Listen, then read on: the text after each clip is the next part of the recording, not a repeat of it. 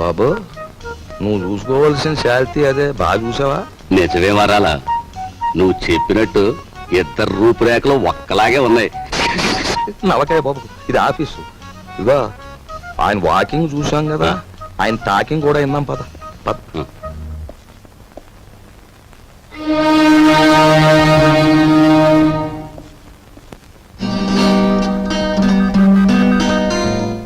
నీ తెలివితేటలు పరీక్షించడానికి సర్టిఫికేట్స్ చూడనవసరం లేదు. నిన్ను 3 ప్రశ్నలు అడుగుతాను, జవాబు చెప్పు. అడగండి.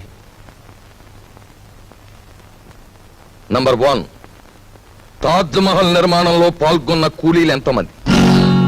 నంబర్ 2, రామాయణాన్ని వ్రాసిన వాల్మీకి భార్య పేరేమిటి? నంబర్ 3, 10 పైసల నాణానికి ఎన్ని వంకర్లుంటాయి? Come on tell me. చెప్పలేవా? ఇంత చిన్న ప్రశ్నలకే సమాధానం తెలియని వాడివి అసలు ఈ ఇంటర్వ్యూకి ఎందుకు వచ్చావు?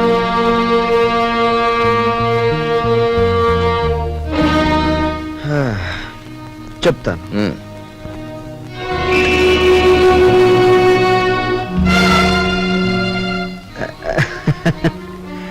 అనవసరంగా బెదిరిపోకండి సార్. ఇది నా 61వ ఇంటర్వ్యూ. అంటే నా సహనానికి షష్ఠి పూర్తి జరిగిపోయింది. అసలు నేను ఉద్యోగానికి పనికిరాను, లేదా నన్ను ఇంటర్వ్యూ చేయడానికి ఆఫీసర్గా మీరు పనికిరారో ఇప్పుడు తేల్చుకుంటాను. సార్, వాల్మీకి భార్య పేరు మీరు వినలేదు, నేను వినలేదు. కానీ పెళ్ళైన దగ్గర నుంచి మీరు మీ భార్యను చూస్తూనే ఉన్నారు. ఆవిడ చేతికి ఎన్ని గాజులున్నాయో మీరు చెప్పగలరా? ఓకే, 10 పైసల నాణానికి ఎన్ని వంకర్లున్నాయో నేను తర్వాత చెప్తాను. కానీ రోజు దువ్వుకునే మీ తల మీద ఎన్ని వెంట్రుకలున్నాయో మీరు చెప్పగలరా? కనీసం ఆ దువ్వుకునే దువ్వునికి ఎన్ని పళ్ళున్నాయో చెప్పగలరా? చెప్పండి. నాకు తెలియదు. మీరు వేసే అడ్డమైన ప్రశ్నలకి మేము సమాధానాలు చెప్పలేకపోతే మమ్మల్ని వెధవలా చూడటం తెలుసా? మిమ్మల్ని చంపకుండా ఎందుకు వదులుతున్నానో తెలుసా? మిమ్మల్ని చంపి నేను హంతకుడుగా మారటం వల్ల మా సమస్యలు పరిష్కారం కావు. అందుకు గుడ్ బై. నిలబడి ఉండడం నాకు అలవాట్లేదు, ఏమనుకోకండి. బాబు, మీరు రాజశేఖరం గారి తాలూకే కదూ? యా, సీనియర్ కాల్స్ వచ్చా? పర్వాలేదు, తాగు బాబు. మినిస్టర్ గారు తాలూకు భానోజీరావు గారు. అవునవును, తెలుస్తూనే ఉందిగా. అయితే నేను వెళ్ళొచ్చా? మా మొహాన సిగరెట్ పొగ ఊదించుకునే కంటే నేను పంపించేయడమే మంచిది. వెళ్ళరా బాబు. Next. Good morning everybody. Good morning. Good morning. Please be seated. Thank you sir. Are you mister Bhargava? Yes sir. Bhargavaramudu అంటే ఎవరు? తండ్రి ఆజ్ఞ నెరవేర్చడం కోసం కన్న తల్లినే తెగ నరికిన వాడు. భూమి చుట్టుకొలత ఎంత? 7,900 మైళ్ళు.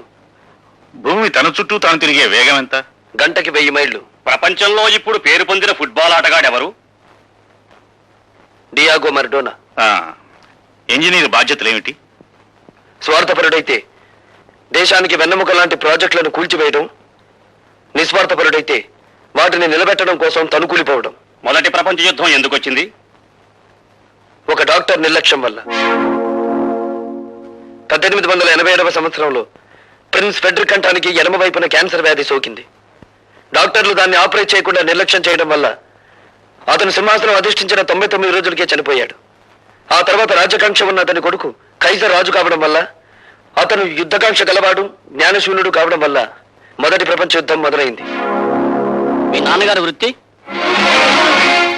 ఈ ఇంటర్వ్యూలో నేను సమాధానం చెప్పలేని ప్రశ్న అదొకటే సార్. ఆఖరిగా ఒక ప్రశ్న. ఈ క్షణంలో మా మనసులో ఏముందో చెప్పగలవా?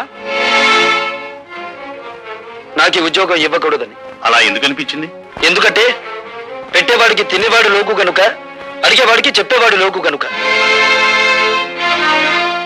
అలా తెలబోకండి సార్. ఒక ఇంజనీర్ గ్రాడ్యుయేట్ ని మీరు అడుగుతున్న ప్రశ్నలు ఏమిటి?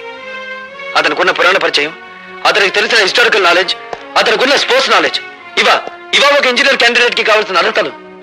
మీరంతా అవకాశవాదులు. ప్రశ్నలు అడగడమే తప్ప సమాధానం చెప్పడం చేత కానీ మేధావులు. అయినా మిమ్మల్ని నమ్ముకుని పూటకొక నిరుద్యోగి ఇంకా డిగ్రీలు చంకలో పెట్టుకుని ఆఫీస్ గుమ్మాలు ఎక్కుతూనే ఉన్నాడు. ఎలా తల్లి మెడలో మంగళసూత్రాలు అమ్మి, అవి ఖర్చైపోతే ఒంట్లోని రక్తాన్ని అమ్మి. సార్, మహాత్మా గాంధీ తెల్లదొరతనాన్ని పోగొట్టగలిగాడేమో కానీ ఆయనే తిరిగి జన్మించిన ఈ నల్లదొరతనాన్ని మాత్రం పోగొట్టలేడు.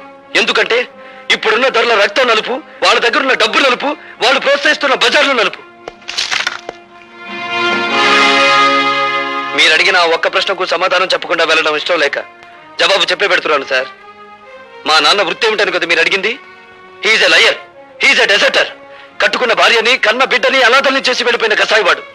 ఆ కసాయివాడి రక్తాన్ని పంచుకు పుట్టాను నేను.